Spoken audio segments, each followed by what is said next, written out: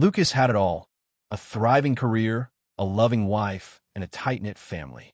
But one click on a security camera file turned his world upside down. A secret betrayal, caught in plain sight, threatens to destroy everything he holds dear. Will he uncover the truth and keep his dignity intact? Or will the sting of deceit consume him? Lucas Bennett, 32, was on top of the world. A financial manager at a fast-growing tech firm in Austin, Texas, he just landed a promotion to oversee global accounts. A career-defining leap after years of grinding late nights and navigating corporate politics. His wife, Grace, 30, was his rock. An event planner with a knack for turning chaos into seamless gatherings, she filled their suburban home with warmth and order. Together, they were the couple friends envied, stable, supportive, and quietly ambitious. Their life wasn't flashy, but it was solid, built on mutual respect and shared goals. To celebrate Lucas's promotion, Grace suggested a backyard barbecue, a chance to gather their inner circle and toast to new beginnings. The Saturday morning of the party buzzed with energy. Lucas woke early, the Austin sun already warming the air.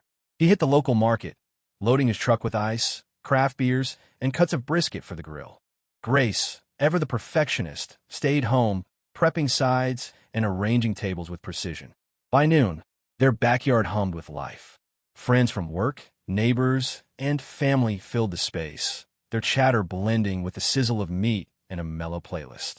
Among the guests were Lucas's younger brother, Ethan, 28, a charismatic salesman with a knack for winning people over, and his wife, Mia, quieter but kind, trailing their 2 kids who darted across the lawn.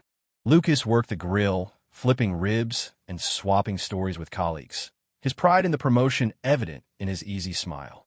Grace moved through the crowd, refilling drinks and checking on guests, her attention to detail keeping everything smooth. Ethan, true to form, drew laughs with a quick anecdote about a botched sales pitch, while Mia kept an eye on their kids, her calm presence grounding the group. The afternoon felt effortless, the kind of day that makes you believe life is falling into place. Lucas caught Grace's eye across the yard, and she gave him a quick nod, a silent, "We did it." He felt a surge of gratitude for her, for this life they'd built together. As the sun dipped, guests started to leave, and the backyard grew quiet. Lucas helped Grace clear plates, their rhythm practiced and unspoken. Ethan and Mia were the last to go, their kids tugging at their hands, sleepy from the day's chaos. Ethan clapped Lucas on the shoulder, promising to catch up soon, and Mia hugged Grace tightly. The couple stood at the door, waving as the final car pulled away, the glow of the party lingering in the air.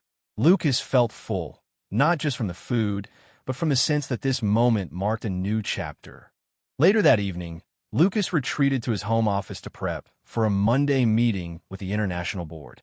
His desk was a fortress of organized chaos, spreadsheets, reports, and a laptop humming softly.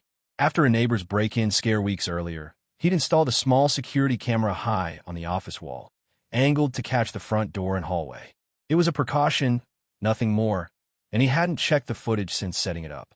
Out of habit, he opened the camera's app, curious to see if it was still recording.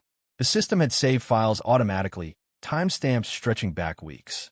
He clicked on one from the previous Tuesday, 11 expecting nothing but an empty hallway. The footage loaded slowly, the screen flickering to life. Lucas leaned forward, his brow furrowing. The front door swung open, and Ethan stepped inside, carrying a small package. Nothing unusual.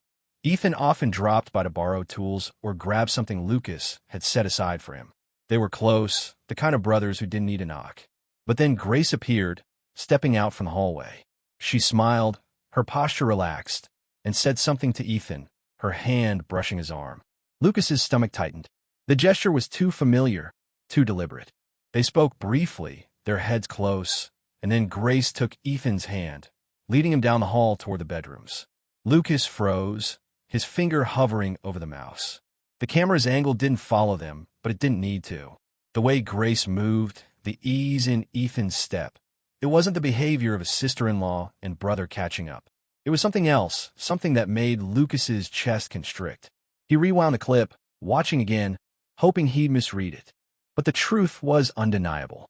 This wasn't a one-off. The familiarity in their movements screamed repetition, a secret they'd kept hidden in plain sight. His mind raced, piecing together moments he'd overlooked. Ethan's unannounced visits, Grace's late-night texts she'd brushed off as work. The betrayal hit like a physical blow, not just from Grace, but from Ethan, his own brother. Lucas closed the laptop, his hands shaking. He didn't cry or yell. Instead, a cold clarity settled over him. He wouldn't confront them yet. He needed proof, a plan, something to anchor the chaos threatening to swallow him. He copied the file to a flash drive, tucked it into a drawer, and sat back, staring at the blank screen. The life he thought he knew was unraveling, and he was determined to face it on his terms. Lucas's world is crumbling.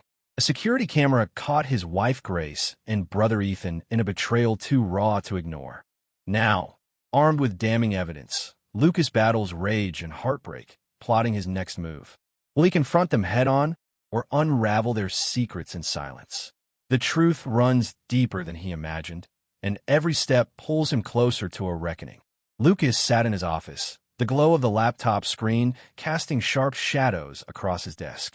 The security footage from Tuesday, 11 a.m., played on a loop in his mind. Grace's hand on Ethan's arm, their casual intimacy, the way they slipped down the hallway like it was routine.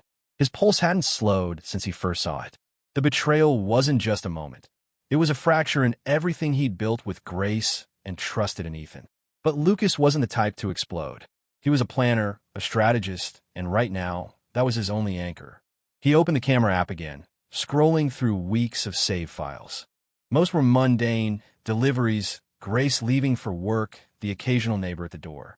But then he found another clip, timestamped 2 weeks earlier, 10:47 a.m. Ethan again, letting himself in with the spare key. Grace met him in the hallway, her posture relaxed, almost expectant.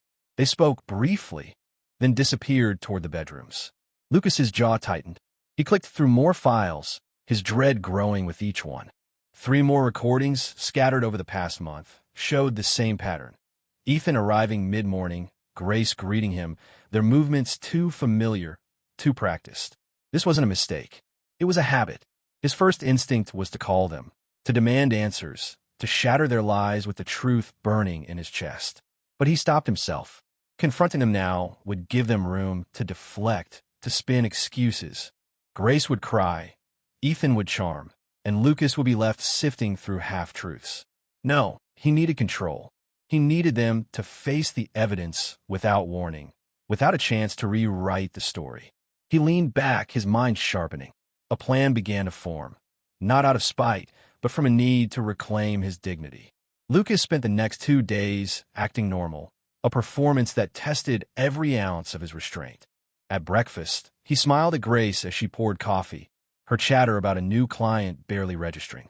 He nodded, asked questions, even laughed at her quips, all while the footage played in his head. With Ethan, he kept it brief, texting about a potential business opportunity to gauge his reaction. Ethan's reply was breezy, oblivious. Sound good, bro. Let me know when. Lucas stared at the message, his grip tightening on the phone. The betrayal cut deeper because of Ethan's ease, his ability to play the loyal brother while crossing lines that should have been sacred. By Monday, Lucas had his plan. He called Ethan, his voice steady, inviting him and Mia to dinner at the house that Friday. Just the 4 of us, he said, to talk about a side project I'm thinking of launching. Could use your sales expertise. Ethan agreed without hesitation, his tone as warm as ever. Next, Lucas called Mia, keeping the same casual pitch. It'll be fun to catch up, he added, knowing Mia's quiet strength would make her presence crucial. She agreed, happy for a night out without the kids. Grace, unaware, was thrilled when Lucas mentioned the dinner. Love that you're including Ethan and Mia, she said, squeezing his hand. Lucas nodded, his stomach churning. The days leading up to Friday were a blur of work and pretense. At the office, Lucas buried himself in spreadsheets and calls, his promotion demanding focus he could barely muster. Colleagues noticed his edge, but chalked it up to the new role. At home, Grace was her usual self, organizing, attentive, planning the dinner menu with her trademark precision. Lucas watched her, searching for cracks, but she gave nothing away. If she suspected he knew, she hid it perfectly. that only fueled his resolve. Thursday night, Lucas finalized his approach. He copied the incriminating footage onto a flash drive, testing it on the living room TV to ensure it played clearly. The images were stark. Ethan entering, Grace approaching, their brief exchange before vanishing down the hall. No audio, but the visuals were enough. He saved the file, locked the drive in his desk, and went to bed, lying beside Grace in silence. She slept soundly, her breathing even, while Lucas stared at the ceiling, replaying every moment of their 8 years together. He thought of the barbecue, her smile across the yard, the life he thought they shared. Now it all felt like a lie. Friday morning, Lucas woke early, his nerves taut, but his mind clear. He kissed Grace on the forehead before leaving for work, a habit he couldn't break even now. At the office, he moved through meetings mechanically, his thoughts on the evening ahead. By 5 p.m., he was back home, helping Grace set the table. She hummed as she arranged plates, oblivious to the storm coming. Ethan and Mia arrived at 7. The kids left with Mia's parents for the night. Ethan was all grins, clapping Lucas on the back, while Mia hugged Grace, her warmth genuine. The four sat down, the table set with Grace's roasted chicken and sides, the air thick with unspoken tension. Lucas let the small talk flow for a moment. Ethan joking about a client, Mia sharing a story about their son's soccer game. Grace laughed, her ease almost convincing. But Lucas's patience was thin. He excused himself, went to his office, and retrieved the flash drive. His heart pounded, not from fear, but from the weight of what was coming. He returned to the dining room, plugged the drive into the TV, and pressed play. The screen flickered, and the footage began. Ethan at the door, Grace stepping forward, their hands brushing their path down the hall. The room went silent, the clink of silverware gone. Lucas turned to face them, his voice low but steady. "Explain this," he said, his eyes locking on Grace, then Ethan. The trap was set, and there was no way out. The TV screen burns with undeniable truth. Grace and Ethan, caught in a betrayal that shatters 2 marriages. Lucas stands firm, demanding answers, as the air grows thick with guilt and dread. Will their excuses hold, or will the weight of their actions crush them? The moment of reckoning has arrived, and no one escapes unscathed. The dining room was a vacuum of sound. The hum of the TV, the only noise as the security footage looped. Ethan stepping through the front door, Grace meeting him, their hands brushing, their bodies moving down the hall with a familiarity that screamed betrayal. Lucas stood at the head of the table, flash drive in hand, his gaze shifting between his wife and his brother. Grace's fork clattered to her plate, her hands trembling. Ethan's grin was gone, his eyes darting to the floor.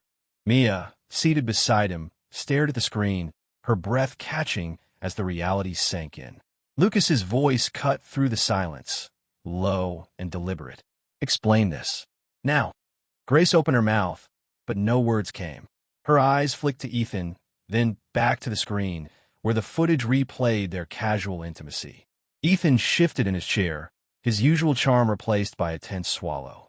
"Lucas, it's not what it looks like," he started, his voice weak. Lucas raised a hand, silencing him. "Don't. The camera doesn't lie. You both did." He turned to Grace. "In our home. With my brother." His words were calm, but each one landed like a blade. Mia's chair scraped as she leaned forward, her eyes locked on Ethan. "How long?" she asked, her voice steady despite the tears welling. Ethan hesitated, glancing at Grace, but she wouldn't meet his gaze. "A few months," he muttered, barely audible. Mia's hand flew to her mouth, stifling a sob. She turned to Grace, who was now staring at the table, her fingers twisting together. "You were my friend," Mia said, her voice breaking. "We trusted you." Lucas pressed pause on the remote, freezing the image of Grace and Ethan mid-step in the hallway. He set the flash drive on the table, its presence a silent accusation. "I found 5 recordings," he said. 5 times you thought you could sneak around behind my back. Behind Mia's." He looked at Ethan, his brother's face pale, almost unrecognizable. "You were my best man, my family, and you chose this." The weight of the betrayal hung heavy, not just in the affair, but in the violation of trust between brothers. Grace finally spoke, her voice shaky. "Lucas, I'm sorry. I was lonely. You were always working, and I didn't plan this." She reached for his hand, but he pulled back, his expression unyielding. Lonely, he repeated. You had every chance to talk to me. To be honest. Instead, you chose him. He pointed at Ethan, who flinched. In our house, Grace, where we built our life. His voice stayed controlled, but the pain behind it was raw, cutting through her excuses. Mia stood abruptly, her chair nearly tipping. She looked at Ethan, her eyes blazing with a mix of hurt and resolve. You don't get to come home tonight, she said, her voice cold. Figure out where you're sleeping, because it's not with me. She turned to Grace, her gaze piercing. And you, I hope you understand what you've destroyed. Without another word, Mia grabbed her purse and walked to the door. She paused, glancing back at Lucas. I'm so sorry, she whispered, then left, the door clicking shut behind her.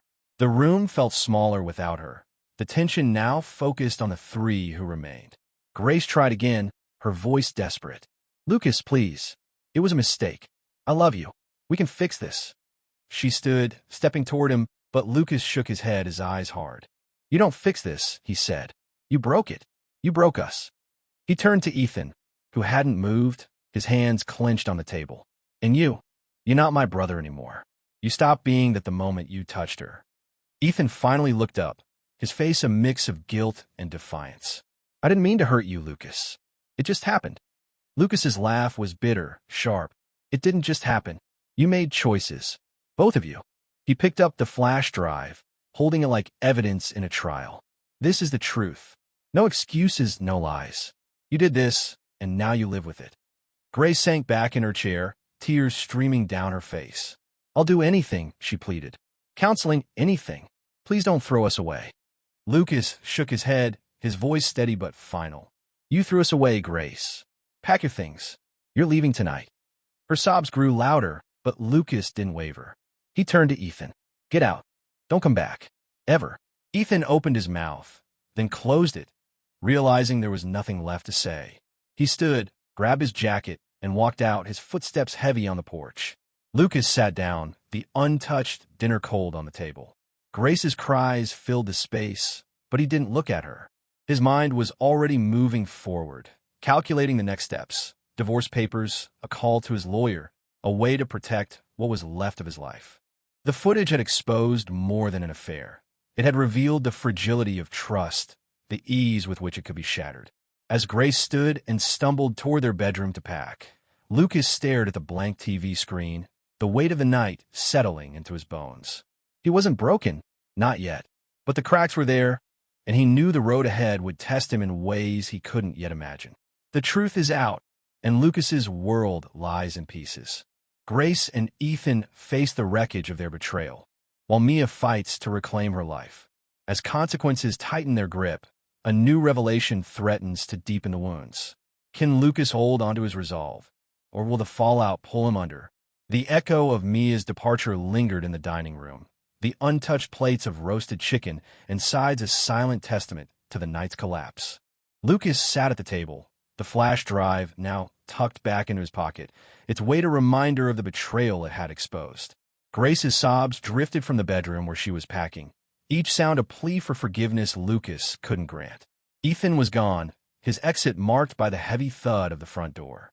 The house, once a haven of shared dreams, felt hollow, a shell of what it had been just hours ago. Lucas didn't follow Grace. He didn't need to see her pack or hear her apologies. Instead, he pulled out his phone and texted his lawyer, a curt message scheduling a meeting to start divorce proceedings. His fingers moved with precision, his mind locked on action to keep the pain at bay. By midnight, Grace emerged, a suitcase in hand, her eyes red, but her voice quiet. I'll stay with a friend, she said, pausing as if expecting him to respond. Lucas only nodded, his gaze fixed on the table.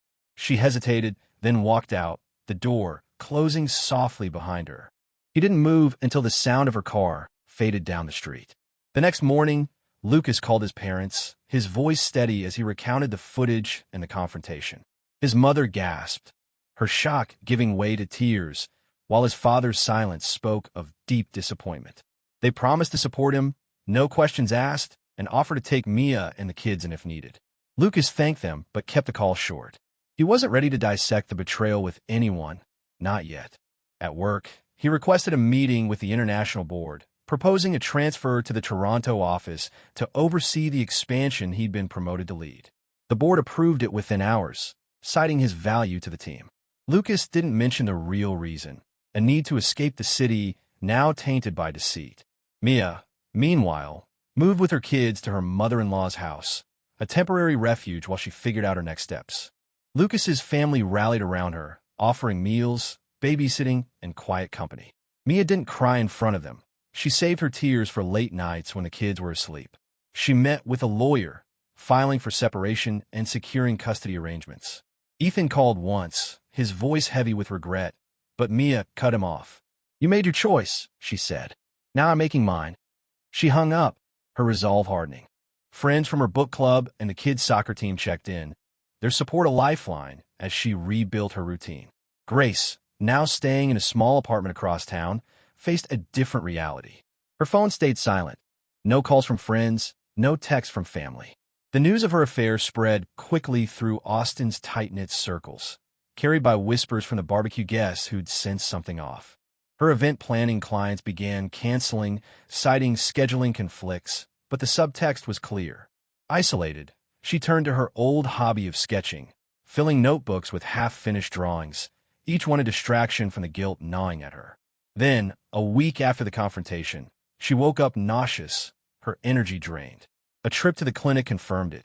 She was pregnant, 6 weeks along, the timeline pointing to Ethan as the father. The news hit Grace like a second betrayal, this time against herself.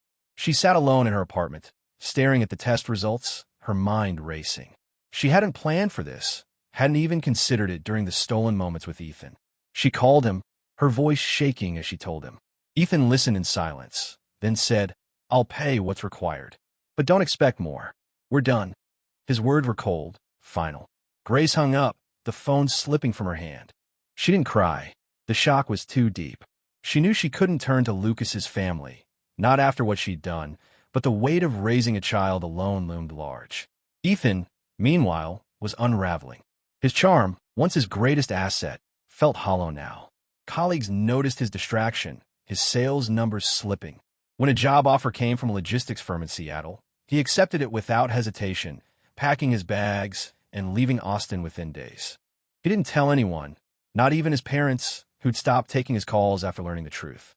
His move wasn't just geographic. It was an attempt to outrun the shame, though it followed him like a shadow. Lucas spent the next 2 weeks preparing for Toronto. He sold the house, unable to stomach living where Grace and Ethan had betrayed him. The sale was quick, the Austin market hot, and he funneled the money into a new account, separate from Grace. He packed light, shipping only essentials to Canada. His parents visited before he left, their hugs tight, but their words few. They didn't mention Ethan, and Lucas didn't ask. Mia came too, bringing her kids, who ran circles around the empty living room. "You're doing the right thing," she told Lucas, her voice firm. "Start fresh. You deserve it." He nodded, grateful for her strength, a mirror of his own. As Lucas boarded his flight, the flash drive stayed in his pocket, a reminder of the truth he'd uncovered. He wasn't running away. He was choosing to rebuild on his terms. Grace, Ethan, and the life he'd known were behind him, but the scars remained, a quiet warning to guard his trust. The plane lifted off, and Austin shrank below, a chapter closed but not forgotten. Lucas starts anew in Toronto, leaving behind a shattered marriage and a brother's betrayal.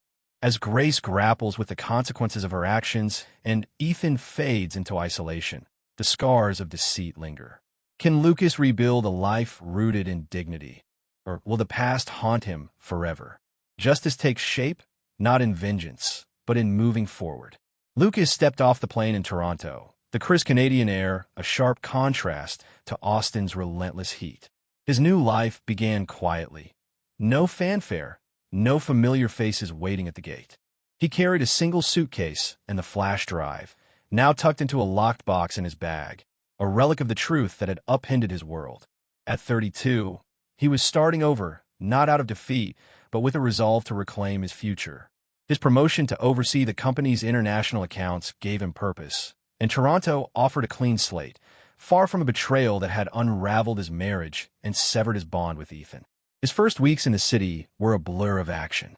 Lucas rented a small apartment near the financial district, spending evenings unpacking essentials and mornings diving into work. The Toronto office buzzed with ambition, his team eager to execute the global expansion he'd been hired to lead. He threw himself into meetings, budgets, and strategy sessions, his focus a shield against the memories of Grace's touch and Ethan's easy grin. Colleagues respected his drive, unaware of the personal cost behind it. Outside work, he kept to himself, exploring the city's waterfront or grabbing coffee at quiet cafes, slowly carving out a routine that felt like his own. Back in Austin, the fallout continued to ripple. Grace, now 3 months pregnant, lived in a small apartment, her event planning business reduced to a trickle of clients. The pregnancy, a constant reminder of her affair with Ethan, brought waves of nausea and regret. She tried reaching out to old friends, but most kept their distance, their replies polite but curt. Her parents, embarrassed by the scandal, suggested she move to a new city, but Grace stayed, tethered by the hope of salvaging some piece of her old life. Lucas's parents, despite their anger, began calling occasionally, asking about her prenatal care. Their concern was for the unborn child, not her, and Grace felt the sting of their measured distance. She started therapy, not to undo her mistakes, but to face them, each session forcing her to confront the choices that had isolated her. Mia, meanwhile, was finding her footing. Living with Lucas's parents, she focused on her kids, enrolling them in new activities and leaning on a support group for betrayed spouses.